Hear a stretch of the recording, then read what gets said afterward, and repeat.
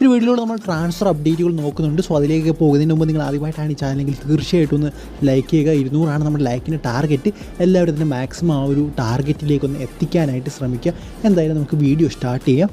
ഈ ഒരു transfer update എന്ന് പറയുന്നത് നമ്മുടെ ക്രിസ്റ്റ്യൻ ബൊട്ടാഷോ പുതിയൊരു ക്ലബ്ബിൽ ജോയിൻ ചെയ്തിരിക്കുകയാണ്. ആ ഒരു ക്ലബ്ബ് എന്ന് പറയുന്നത് ഇറ്റാലിയൻ തേർഡ് ടയർ ക്ലബ്ബാണ്. മോണോപോളി കാൽഷ്യോ എന്ന് പറയുന്ന ഒരു തേർഡ് ടയർ ക്ലബ്ബാണ്. 1+1 ഇയർ കോൺട്രാക്റ്റിലാണ് അദ്ദേഹത്തെ സൈൻ ചെയ്തിരിക്കുന്നത്. എന്തായാലും അദ്ദേഹത്തിൻ്റെ ഒരു കാര്യം നോക്കുകയാണെങ്കിൽ അദ്ദേഹം എന്താ പറയുക, കഴിഞ്ഞ 4 വർഷത്തിനുള്ളിൽ കളിക്കുന്ന 7ാമത്തെ ക്ലബ്ബാണിത്. സോ അപ്പോൾ അദ്ദേഹത്തിൻ്റെ ഒരു അവസ്ഥ നിങ്ങളൊന്ന് ചിന്തിച്ച് നോക്കുക. അദ്ദേഹത്തിൻ്റെ ഒരു കാര്യം നോക്കുകയാണെങ്കിൽ അതിൻ്റെ യൂത്ത് ലെവലിൽ, അതായത് അദ്ദേഹം യങ് ആയിരുന്ന സമയത്ത് വളരെ നല്ലൊരു പെർഫോമൻസാണ് അദ്ദേഹത്തിൻ്റെ ഇറ്റാലിയൻ യൂത്ത് ടീമിൻ്റെ സ്ക്വാഡിലൊക്കെ അദ്ദേഹം ഉണ്ടായിരുന്നു. അവിടെ മികച്ച പെർഫോമൻസ് അദ്ദേഹം കാഴ്ചവെച്ചിരുന്നു. ആ ഒരു സമയത്ത് one of the best player എന്ന് തന്നെ പറയാം. ബട്ട് അതിൻ്റെ സീനിയർ കരിയറിൽ അതിൻ്റെ പെർഫോമൻസ് എന്ന് പറയുന്നത് അത്രത്തോളം മികച്ചതല്ല എന്നാണ് നമുക്ക് കാണാൻ സാധിക്കുന്നത്.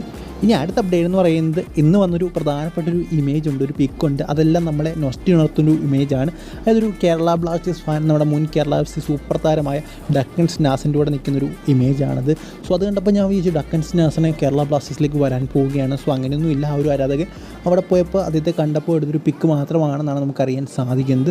ഒരുപക്ഷെ ഡക്കൻ സ്നാസൻ അന്ന് ആ ഒരു ടാലൻ്റൊക്കെ മനസ്സിലാക്കി കേരള ബ്ലാസ്റ്റേഴ്സ് ഇവിടെ നിലനിർത്തിയിരുന്നെങ്കിൽ അത് തന്നത്തേത് അത്ര എന്താ പറയുക തുകയൊന്നും അദ്ദേഹത്തിന് ഇല്ലായിരുന്നു. സാലറി ആയിട്ട് വളരെ തുച്ഛമായിട്ടുള്ള തുകയുള്ളായിരുന്നു. അന്നേ അദ്ദേഹം നാഷണൽ ടീമിന് വേണ്ടി കളിച്ചുകൊണ്ടിരുന്ന പ്ലെയറാണ്. നമുക്കറിയാം കേരള ബ്ലാസ്റ്റേഴ്സിന് കളിക്കടയ്ക്കാൻ അദ്ദേഹം പലവട്ടം ഹെയ്ത്തിയുടെ നാഷണൽ ടീം മാച്ചിന് വേണ്ടി പോയിട്ടുള്ള താരമാണ്. സോ അന്ന് ആർക്കും തന്നെ അതിൻ്റെ കഴിവ് മനസ്സിലാക്കാൻ സാധിച്ചില്ല. ആ ഒരു സമയത്ത് തന്നെ 5-6 വർഷത്തെ ഒരു കോൺട്രാക്റ്റ് കൊടുത്ത് ഉറപ്പായിട്ടും അദ്ദേഹത്തെ ഇവിടെ നിലനിർത്തേണ്ട ഒരു താരമായിരുന്നു. അദ്ദേഹത്തിൻ്റെ ആ ഒരു ഫിനിഷുകളൊക്കെ കണ്ടാൽ തന്നെ നമുക്കറിയായിരുന്നു. അദ്ദേഹത്തിൻ്റെ ഒരു ഫിനിഷ് നിങ്ങൾ എടുത്ത് നോക്കിയാൽ മതി കേരള ബ്ലാസ്റ്റേഴ്സ് ജേഴ്സിയിൽ. അത് കണ്ടാൽ തന്നെ നമുക്കറിയാം അദ്ദേഹം എത്രത്തോളം ക്വാളിറ്റി ഉള്ളൊരു താരമാണെന്ന്.